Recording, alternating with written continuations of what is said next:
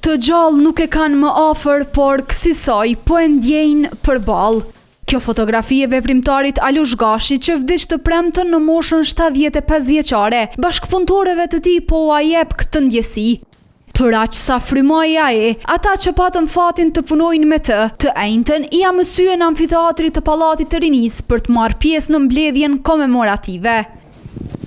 E ata që deshën ta nderojnë punën e tij nuk ishin të paktë. Në mesin e atyre ishte edhe familja e ish-presidentit Ibrahim Rugova, të cilët fillimisht shprehën ngushëllime.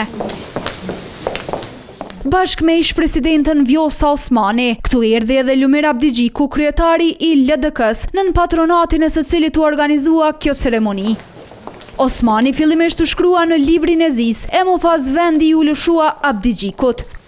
Ky i fundit për Gashin, që ishte njëri nga themeluesit e partisë që tash vetë drejton, fjalët e zgjedhura nuk I kurseu. Alush Gashi mbetet njeriu I qetësisë, njeriu I arsyes, njeriu I përmbajtjes.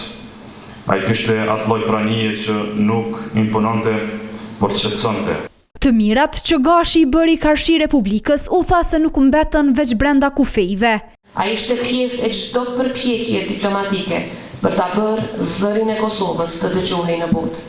Mori pjesë në procese e takime historike për vendin tonë. Krahas këtyre para të pranishmëve, ish-presidenti ja premtoi diçka.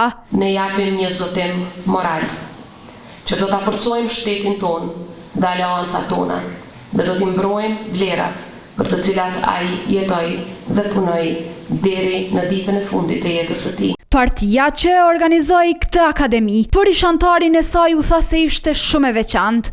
Kisha dashur m'ju falënderoj të gjithë në emër të familjes, natyrisht që keni ardhur me nderu Alushin. LDK-ja ka qenë familja e dytë e Alushit.